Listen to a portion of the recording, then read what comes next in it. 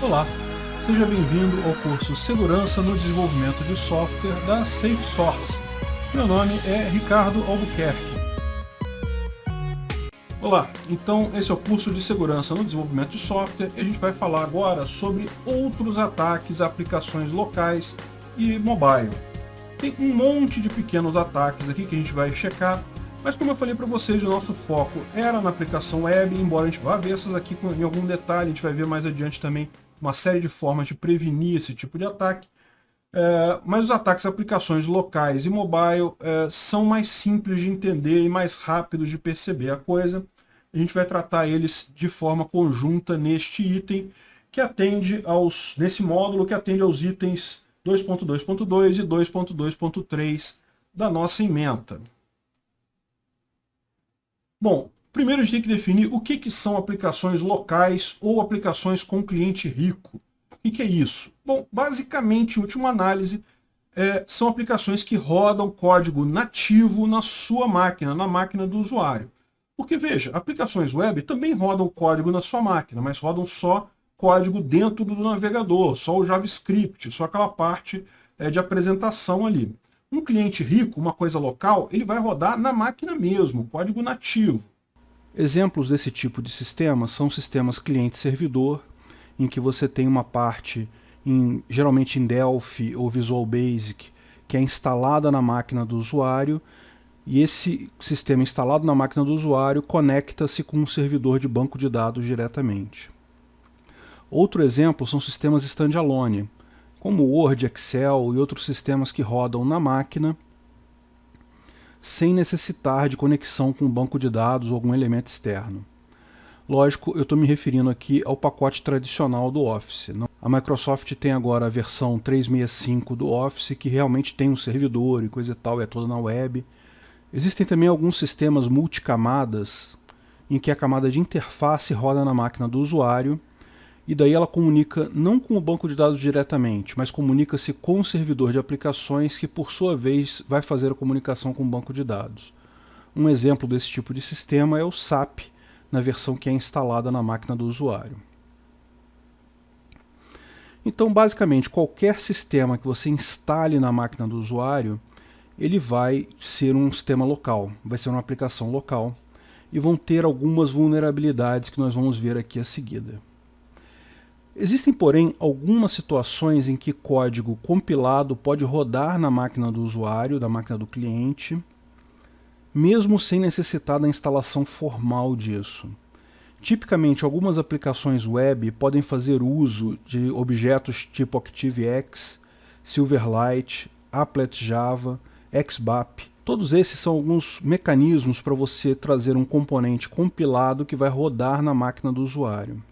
Esse tipo de objeto tem caído em desuso, principalmente porque você requer uma questão de compatibilidade com o navegador tem que aceitar rodar aquele código. Então, ultimamente, o pessoal tem evitado usar esse tipo de objeto, principalmente porque com HTML5 e JavaScript você consegue fazer a maior parte das coisas que você fazia com esses objetos antes.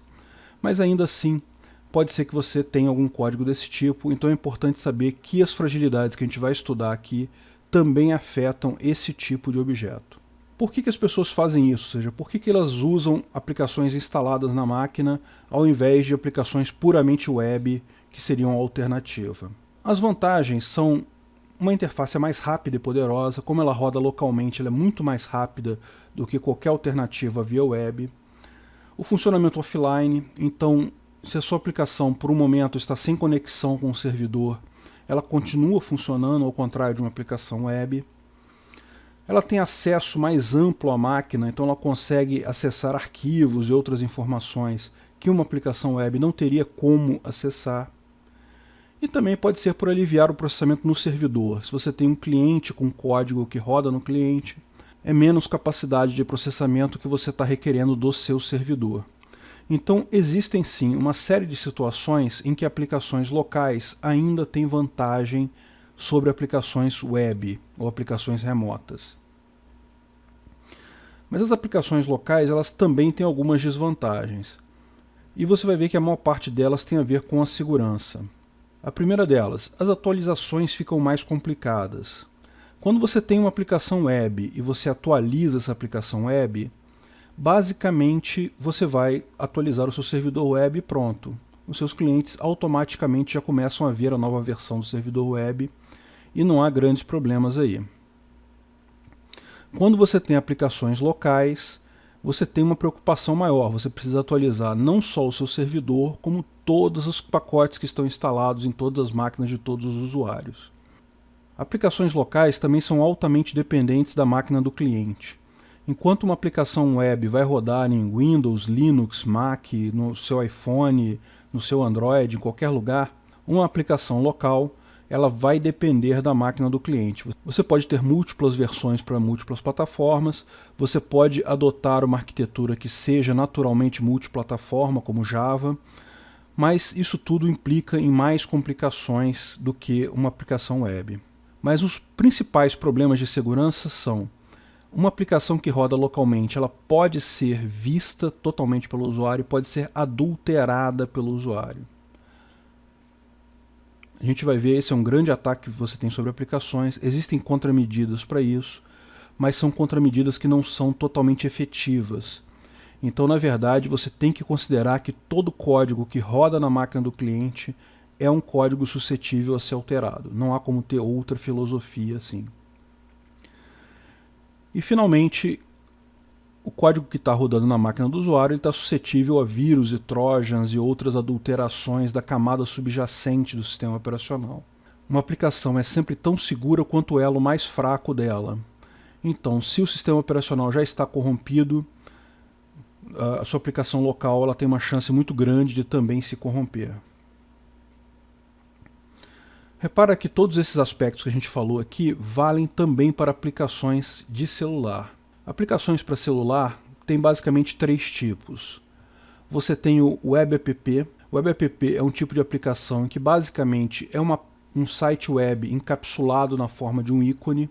Então você cria uma interface web numa linguagem própria, você roda um framework específico e ele gera para você uma aplicação, um íconezinho que o usuário pode clicar, mas na verdade quando ele clicar naquele ícone o que ele está fazendo é abrindo um navegador com uma página web de um servidor específico seu.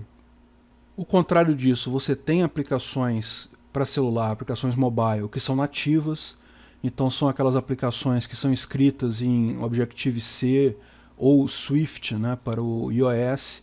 O Swift é a linguagem recomendada pela Apple atualmente, o Objective-C ainda é usado, porém. No caso do Android, você desenvolve em Java com pacote de desenvolvimento para celular. Nesse segundo caso, você está efetivamente rodando código compilado na máquina do cliente. Então, essa aplicação nativa ela é um código local e está sujeita aos problemas que nós vamos avaliar aqui. Finalmente, existe no caso de aplicações mobile o caso de aplicações híbridas. Então, é uma aplicação que ela é em parte web, então a maior parte ou uma grande parte dela é através de um site, mas ela ainda tem algumas funções, algum código que roda no celular. E quais são esses ataques a aplicações locais? Qualquer aplicação que execute na máquina do usuário está suscetível à engenharia reversa e visualização de informações. O usuário, ele naturalmente tem o poder completo sobre a máquina dele. Ele pode ver tudo, pode alterar tudo, pode parar processos, pode criar novas informações. A máquina do usuário, do ponto de vista do sistema, é um ambiente hostil. A aplicação não tem como se proteger do usuário localmente, pelo motivo simples de que a máquina está em poder do usuário. Então, mesmo que o sistema operacional busque dar algum direito ou busque proteger a aplicação, mas ainda assim o usuário é dono da máquina, do hardware, do físico. Então, na pior das hipóteses, ele pode adulterar o processo de boot, pode alterar o sistema operacional e ele sempre vai ter acesso àquele código que está rodando ali. Não há como proteger o código que está rodando na máquina do usuário. Uma das coisas que o usuário pode fazer com o código que está rodando na sua própria máquina é a engenharia reversa desse código. E o que é engenharia reversa? Consiste em você obter informações a partir do código compilado. Algumas vezes você pode obter o código-fonte equivalente de volta. A gente falou sobre isso lá no início do curso, lembra? Em linguagens que são compiladas para código intermediário, como Java e C#, você consegue muitas vezes obter o código-fonte equivalente novamente. E pode até alterar esse código-fonte e gerar uma versão nova daquele mesmo executável que você pegou ali. Em outras aplicações, como C, C++ e Delphi, enfim, aplicações compiladas efetivamente para código de máquina, é muito mais complicado. Você pode usar ferramentas como o IDA-Tool, que é o que aparece aí na transparência, mas repare que você não tem como pegar esse código e recompilar ele e gerar um outro executável. Você não tem como fazer isso. O que você consegue fazer é pegar informações, verificar as funções que o sistema faz e, eventualmente, se for uma alteração muito pequenininha, você consegue fazer ela diretamente no opcode do sistema em Assembler. Hoje em dia, Assembler é uma linguagem que é considerada não usada, ninguém estuda isso. De fato, ninguém usa Assembler para fazer programas, mas acredite, Assembler é muito simples de você aprender e você ler um código em Assembler e entender o que ele faz. Qualquer programador que se disponha a gastar aí algumas horas assistindo vídeos no YouTube pode aprender a programar em Assembler e vai saber identificar o que aquele código está fazendo naquele caso ali. Há algumas dicas que ajudam para quem está depurando um sistema em Assembler. Então, por exemplo, se o programador do sistema original esqueceu e deixou a informação de depuração no código Assembler, fica muito fácil, porque aí o disassembly mostra todos os nomes de funções, números de variáveis, etc. Se ele foi mais esperto e tirou essas informações de depuração, ainda assim você pode baixar as informações de depuração do Windows, que são disponíveis para desenvolvedores. Você baixa as informações do Windows e pelo menos as funções do Windows aparecem visíveis para você. Você consegue ter uma ideia do que aquele sistema está fazendo em Assembler. E da mesma forma você pode montar um opcode em Assembler e substituir alguns códigos. A questão é que se você tiver que alterar grandes partes do sistema em Assembler, realmente isso fica inviável.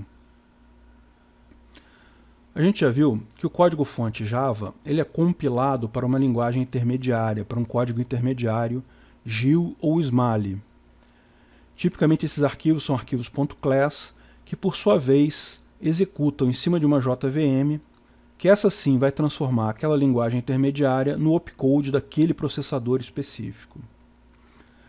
Outros arquivos que contêm código Java compilado são, na verdade, zips contendo código .class compilado. Por exemplo, um jar nada mais é que um zip contendo vários .class lá dentro. .ar nada mais é que um zip contendo .class, .html, .jsp e etc. O .apk é igualzinho a um jar, só que é para Android. Então, o .apk também é um zip. Se você baixar um .apk qualquer, substituir ele pela extensão .zip e abrir, você vai ver os diretórios todos lá dentro, arquivos e tudo mais lá dentro. E é muito simples você fazer engenharia reversa do Java. Existem algumas ferramentas que fazem isso. Por exemplo, para código GIL, então código para Windows ou Linux, você pode usar o JOD, JDGUI. Eles partem de um arquivo .class e obtêm o código Java mais próximo. Para SMALI, para aplicações para celular, existe o APK-Tool, que é muito útil para você fazer engenharia reversa de um APK. O JDGUI, por exemplo, permite você fazer engenharia reversa dos .class. O próprio Eclipse, né, se você abrir um .class, ele já te mostra essa estrutura, mais ou menos. A vantagem do JDGUI é que ele tem algumas ferramentas adicionais, ele pode inclusive gerar essa árvore toda de arquivos .java. Bom, e o APK-Tool, como a gente falou, ele faz uma engenharia reversa de SMALI, mas repara, o APK-Tool ele não volta para o código Java. Ele volta para um SMALI, realmente, uma espécie de assembler para Java. Embora seja uma estrutura intermediária, então seja um pouco mais complicado de você ler do que o código Java, ele tem uma grande vantagem. Você pode alterar as coisas aqui e recompilar. Então, por exemplo, aqui tem um exemplo de um código SMALI para Hello World. E se você alterar a string de Hello World e recompilar, isso aí vai gerar um APK realmente com a string alterada. Então, não é complicado você alterar um APK de um sistema existente. Você pode incluir novas funcionalidades, pode alterar strings, pode alterar parâmetros. A gente vai ver um pouco mais sobre isso a seguir. Bom, falando do .NET, o .NET ele é compilado também para MSU, que é também o código intermediário. Note que os arquivos compilados de CS, VS, de C#, Visual Basic, eles têm a extensão DLL e .exe, mas eles não são DLLs e .exes de opcodes do processador. Eles são DLLs de código intermediário, eles ainda requerem o Net Framework instalado na máquina, que é a máquina virtual que vai traduzir esse MSU para o opcode daquele processador. Existem algumas estruturas no cabeçalho do arquivo que informam o sistema operacional que aquele executável, na verdade, não é um executável nativo e ele deve chamar o .NET Framework para executar aquele sistema. Bom, a engenharia reversa do C# funciona de forma muito similar ao Java. A melhor ferramenta que a gente tem para isso é o Redgate.NET Reflector. Ele gera o código C# a partir do código executável do arquivo compilado. Existe também o Telerik Just the Compile, que tem a vantagem de ser grátis, ao contrário do Net Reflector. E também existe o ULDASM, Intermediate Language Disassembler. O que ele faz? Ele cria o SMALI para o MSU. Perceberam? Ele faz a mesma coisa que faz o APK-Tool. Ele pega um pacote, um executável, uma DLL em C# e ele gera aquele código intermediário na forma de um assembler, que pode ser alterado e compilado novamente para gerar um outro similar. Evidentemente, não só você consegue compilar o código, mas veja, muitas vezes você consegue pegar informações sensíveis no código. Isso aqui é um arquivo executável, dbconnect, está aqui. Você pode buscar as informações aqui dentro. Repara, você consegue ver strings que estão lá dentro de forma muito simples, consegue fazer um monte de alterações aqui. Essa aqui é uma tela do .NET Reflector, do Redgate, e aqui você consegue ver que ele faz realmente a engenharia reversa do código, ele mostra um monte de informações aqui significativas. Bom, e como evitar a engenharia reversa? Primeiro, como é que você evita que o usuário final, um eventual atacante que tem acesso ao seu código compilado, consiga ver a linguagem original? Existem mecanismos de obfuscação ou minificação. Esse mecanismo serve tanto para linguagens de código intermediário quanto para linguagens interpretadas. Quando você tem código PHP ou JavaScript, principalmente JavaScript, que você roda na máquina do usuário e você não quer que o usuário veja aquele código, o que você faz é essa minificação. Esse processo pega o código JavaScript, transforma o nome de todas as variáveis no nome menor possível, de forma que o código fique legível. Se você entrar aqui no Google, o Google é uma ferramenta que tem muito código JavaScript.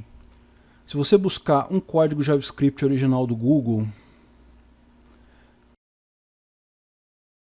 olha, por exemplo, esse daqui. Repara como o código está totalmente impossível de ler. Veja, esse código está executando. O interpretador consegue ler isso daí e saber o que tem que fazer. Mas para um humano é muito complicado entender isso. Então não é uma proteção 100%, você não consegue impedir totalmente que o usuário tenha acesso àquela informação.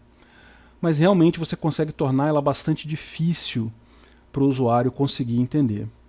E essa mesma ideia do código interpretado você pode usar para a linguagem de código intermediário.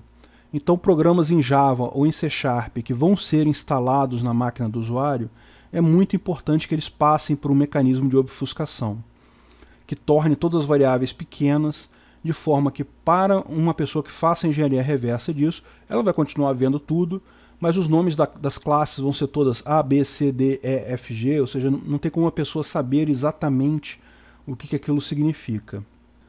No caso de sistemas em C, C++, Delphi e outros que são compilados para a linguagem de máquina, é importante ainda você lembrar de tirar informações de depuração.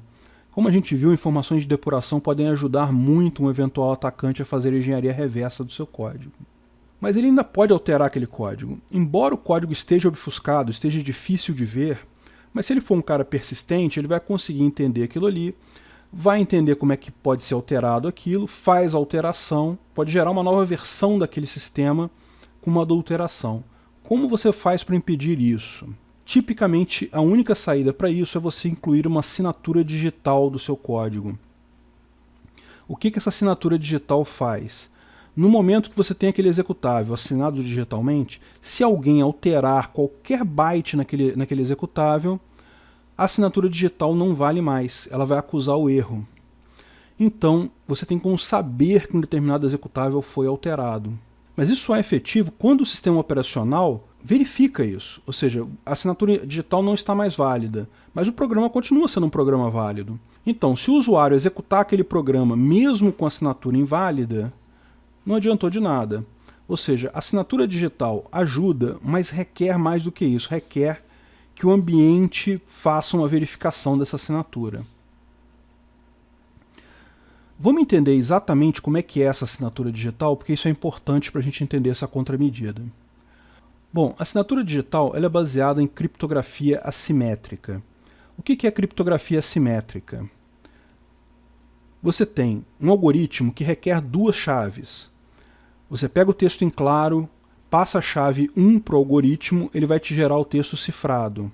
Para você decriptografar aquele texto cifrado, você precisa da outra chave. Então as duas chaves atuam em conjunto. Você não consegue decriptografar aquele texto com a mesma chave que você usou para criptografar. E você não tem como derivar uma chave da outra. Você tendo uma chave, você não tem como descobrir qual é a outra chave. Esses algoritmos são diferentes do algoritmo de criptografia simétrica, em que você tem uma chave só. A mesma chave que criptografa é a chave que decriptografa aquele código. Bom, vamos falar dos algoritmos assimétricos de criptografia. O RSA foi o primeiro algoritmo, foi criado por 3 matemáticos, o Rivest, Shamir e Adelman, e esse algoritmo ele é baseado em exponenciação e fatoração de números. Posteriormente foi descoberto um outro mecanismo chamado de curvas elípticas, que também é um algoritmo assimétrico muito usado. Existem outros algoritmos assimétricos, mas a maior parte deles não é tão eficiente quanto esses dois. Então, no momento, basicamente, a escolha é entre um desses dois aí. Bom, eu vou falar da geração da chave no RSA. A geração da chave no SCC é muito similar, mas, lógico, é um algoritmo diferente. E qual que é a ideia? Como é que são geradas essas chaves? Eu não vou entrar em detalhes aqui da matemática da coisa, basicamente ele está dizendo como é que são geradas as chaves. O que importa para a gente é que é um algoritmo que gera essas chaves em pares, sempre gera 2 chaves. Escolhe uma delas para ser a sua chave privada. Então, essa chave privada você vai armazenar no smart card ou num dispositivo de segurança qualquer. E a outra chave vai ser sua chave pública. Ela vai ser colocada num certificado digital e vai ser disponibilizada publicamente para quem quiser saber qual é a sua chave pública. O certificado digital é basicamente um arquivo que liga a pessoa àquela chave pública dela. Ou seja, é quem diz que essa chave pública pertence a essa pessoa. Repare, o que vocês estão vendo aí na transparência é uma chave pública minha. Na verdade é uma chave pública mais antiga, mas é uma chave pública minha. E eu posso mostrar porque, bom, é uma chave pública, qualquer um pode saber minha chave pública. Ela tem uma validade, tem um subject, ou assunto, que na verdade é uma tradução errada de subject. Subject deveria ser traduzido para sujeito, mas traduziram para assunto em português. Me parece que nas versões mais recentes do Windows esse erro de tradução já foi corrigido. Mas de qualquer forma, o que tem de importante num certificado digital, a chave pública, o subject e até quando ela é válida. Criptografia assimétrica não é usada só para assinatura digital, ela também pode ser usada para criptografia. Por exemplo, a Alice gerou o certificado digital dela, então ela tem uma chave privada, que é vermelhinha, e tem uma chave pública que ela distribui para todo mundo. Bob, por exemplo, tem a chave pública do certificado de Alice. No dia que Bob quer mandar uma mensagem para Alice, mas uma mensagem criptografada, uma mensagem que ele quer ter garantia de que só Alice vai ler aquela mensagem, ele pega aquela mensagem, criptografa com a chave pública de Alice e manda aquele texto criptografado para Alice. Alice consegue decriptografar aquele texto. Por quê? Porque ela tem a outra chave daquela criptografia assimétrica. Só ela consegue ver. Porque qualquer outra pessoa vai ter só a chave pública de Alice, como o Bob tem. Mas a chave pública não é capaz de decriptografar aquela informação. Então você tem a garantia de que só Alice consegue ler aquela informação. Na assinatura digital é feita uma coisa diferente.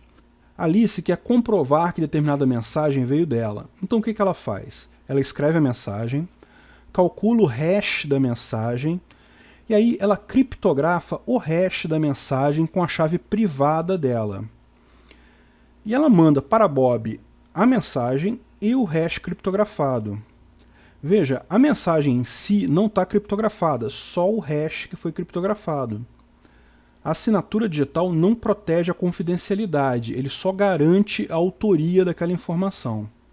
Bob então recebeu aquela mensagem, ele pode pegar a parte de texto da mensagem, calcular o hash, usar a chave pública de Alice que ele tem para decriptografar o hash que está criptografado na mensagem e comparar um com o outro. Se ambos forem iguais, ele sabe que aquela mensagem veio de Alice, porque só Alice poderia ter criptografado daquela forma aquela mensagem.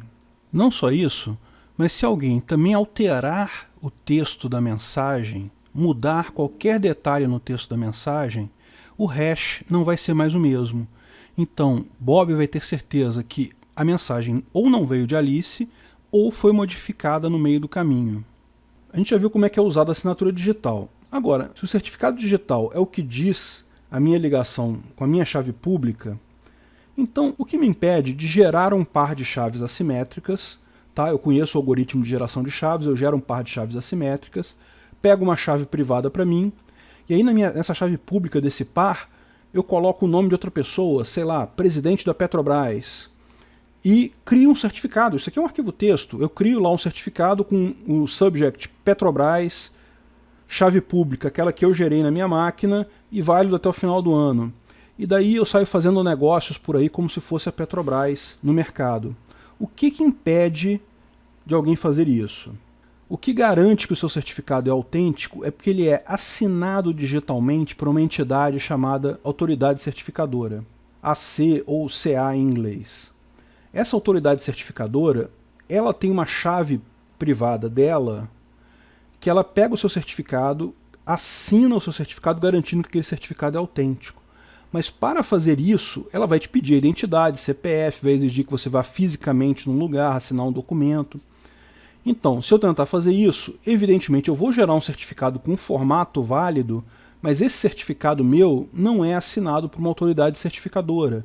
Então outras pessoas vão ter como saber que esse certificado meu é uma fraude, ele não existe. Agora, de novo, o que me impede de gerar uma chave privada, dizer que eu sou uma CA e assinar o meu próprio certificado para alegar que é um certificado válido porque é assinado por uma CA?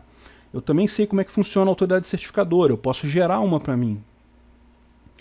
O que garante o certificado de uma CA é outra CA. Daí que existe a chamada árvore de certificação. Um certificado é validado por uma CA, que é validado por outra CA, até o chamado certificado raiz. E esses certificados raiz são certificados autoassinados, ou seja, eles não são garantidos por ninguém. Mas como é que funciona isso? No final das contas, você escolhe o certificado raiz que você quer acreditar e todos os certificados gerados a partir deste, toda a árvore de certificação gerada por esse certificado vai ser aceita por você. Para ver quais certificados raiz você acredita, você pode ver aqui no Internet Explorer e abrir a aba de Trusted Root Certification Authorities. Você está vendo aí um monte de autoridades certificadoras que você confia. Você está dizendo que confia. Então, esses certificados que estão aí, você aceita qualquer coisa que eles digam. Então repare, se você der uma olhada nessa lista, tem muita coisa estranha ali. Eu sinceramente espero que o pessoal do Windows tenha validado esses certificados todos para ter certeza que realmente são autênticos. E sim, você consegue instalar um certificado raiz confiável na sua máquina. E no momento que você fizer isso, você passa a confiar em qualquer coisa daquele certificado raiz. A gente viu como é que é feita a assinatura digital, mas eu expliquei para você que a assinatura digital não vale muito se não for verificada pelo sistema de apoio, pelo sistema operacional em que roda aquele sistema. Vamos dar uma olhada como é que é o ciclo de desenvolvimento da Apple. Bom, o desenvolvedor Apple, ele usa lá o Xcode para produzir o sistema dele em Objective-X ou em Swift.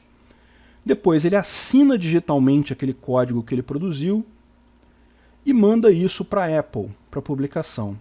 A Apple não publica diretamente, ela faz uma verificação, ela checa, faz uma inspeção de código, faz uma série de verificações naquele código para verificar se está ok. Se estiver ok, ela assina digitalmente também aquele pacote e disponibiliza na App Store. Então repare, na App Store, os executáveis que tem lá, os pacotes de instalação que tem lá, eles são assinados pelo desenvolvedor e pela Apple. E o iPhone, ele é esperto, ele só vai executar aplicativos que tenham assinatura digital da Apple. Então, ele por default, se você produzir um aplicativo diferente, mesmo que você consiga colocar ele dentro do seu iPhone, você não consegue executar ele porque ele não foi assinado pela Apple. O jailbreak do iPhone nada mais é do que você quebrar essa proteção do sistema operacional. O desenvolvedor pode, por exemplo, assinar o aplicativo dele e disponibilizar na Cydia Store. Então os aplicativos que tem lá na Cydia Store, eles não são validados pela Apple. E evidentemente não rodam no iPhone. Mas se o seu iPhone for jailbreaked, ou seja, se ele tiver quebrado essa proteção, você consegue instalar e rodar aplicativos da Cydia Store. O ciclo de desenvolvimento de Android é diferente. Você tem lá o desenvolvedor, da mesma forma ele usa o Eclipse com um SDK próprio para desenvolvimento Android.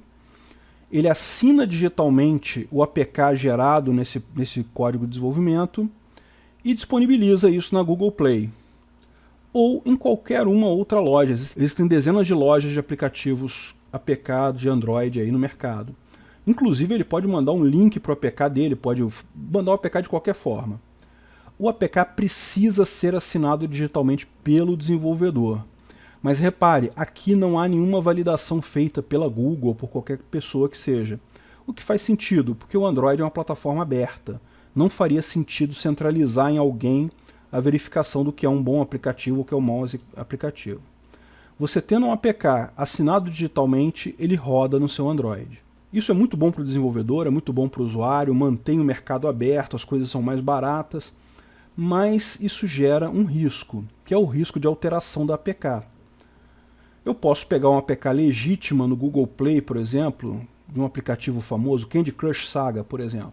Posso baixar o APK dele, posso usar o APK Tool para obter o código Smalley. Eu vou lá e adultero esse código Smalley, incluindo alguma coisa, algum backdoor, alguma coisa que eu queira, ou até um vírus, alguma coisa para capturar informações do usuário, enfim. Algum código malicioso ali. O próprio APK Tool permite que eu recompile essa aplicação. Então eu vou gerar de novo um APK igualzinho ao Candy Crush Saga, com o mesmo ícone, mesmo nome, tudo igualzinho, só que o código lá dentro ele foi adulterado. Ah, mas aí tem um porém, a Google Store não vai nem aceitar aquele aplicativo que não foi assinado digitalmente, você vai precisar assinar digitalmente aquilo ali. Mas isso não é um problema, porque você pode comprar um certificado de assinatura digital, custa 200, 300 reais por ano, compra isso, assina esse seu APK com o seu certificado e manda isso para a Google Play. Talvez a Google Play não aceite, porque ela já tem um outro aplicativo chamado Candy Crush Saga, então talvez dê algum conflito lá. Mas se você não puder colocar na Google Play, você coloca em uma das alternativas ou distribui por outros meios esse seu APK. Quem instalar esse seu APK vai rodar, vai ver o Candy Crush Saga igualzinho os outros, mas também vai estar rodando o código adulterado feito por você. Realmente, o aplicativo Android ele tem um nível de segurança menor do que o aplicativo para iOS, devido a essa falta de validação centralizada dos certificados. Isso reforça também a importância para você, usuário de aplicativos Android, de baixar sempre o seu aplicativo na Google Play, verificar se o fabricante é quem está dizendo que é e por aí vai. Baixar aplicativos de lojas menos conhecidas é algo arriscado. E no Windows e Linux, existe alguma proteção contra alterações de executáveis? Bom, nenhum deles requer assinatura digital na execução de programas. O Windows, desde o Windows XP, ele assina digitalmente os seus próprios componentes, mas isso realmente não é uma coisa muito importante. A gente vai ver logo em seguida que é muito fácil você adulterar componentes do Windows, mas isso também está falando de componentes do Windows. O seu programa, você pode assinar ele digitalmente, mas o Windows não vai requerer isso para rodar. Você consegue rodar um programa mesmo que ele não seja assinado digitalmente. O que o Windows faz em caso de executáveis que foram baixados da internet é que ele roda um sistema chamado Smart Screen, que avisa no caso de downloads de sistemas que não têm assinatura digital. Se o sistema tem assinatura digital, ele faz uma verificação adicional se aquele programa é normalmente baixado, ou se aquele programa já teve reporte de ser um vírus, Enfim, ele faz essa validação. Se não tem assinatura digital, ele nem verifica, ele já acusa e não deixa rodar. Ou melhor, ele mostra uma tela como essa. O usuário pode ainda optar por rodar de qualquer jeito. Então, repare, não é uma proteção muito grande. Já é um alerta, já avisa o usuário que aquele sistema não tem uma garantia de autoria, mas ainda pode ser contornado muito facilmente. E como a gente falou, no caso do Windows e do Linux, é muito fácil você adulterar componentes que estão instalados na máquina. Você pode alterar arquivos.exe, por exemplo, substituir executáveis de outros programas.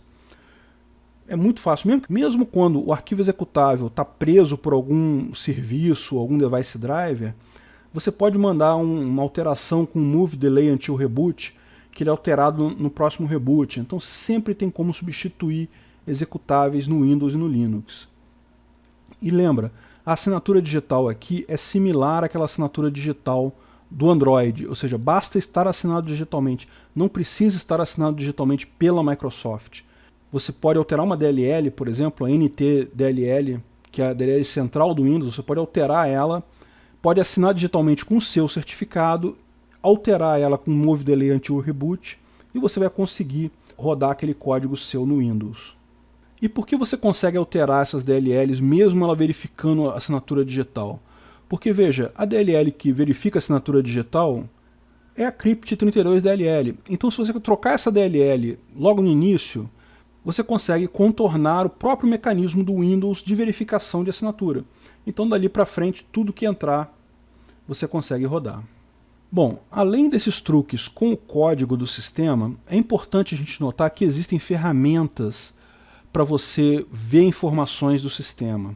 O sysinternals é uma página do próprio Windows, ela é direcionada para desenvolvedores e que você pode baixar essas ferramentas que permitem você ver quais são os processos que estão rodando, o que está marcado na inicialização do Windows. Você pode ver o que cada processo acessa na registry, cada arquivo que é lido, cada arquivo que é alterado, cada chave na registry que é alterada. Você pode rodar na sua máquina também sniffers HTTP, como por exemplo o Telerik Fiddler. Você instala ele na sua máquina, roda ele e ele consegue capturar toda a informação que está passando entre o seu navegador e o servidor web. Então você consegue saber quais são os cookies de sessão, o que está passando ali. Repara, isso não é usado para atacar outras pessoas, porque você está rodando apenas na sua máquina. Mas em tese você fica sabendo como aquele sistema funciona, que tipo de páginas ele chama lá por trás, um Ajax, por exemplo, enfim. Você consegue ver todas essas informações aqui e isso pode te dar uma ajuda na hora de atacar aquela informação que você busca.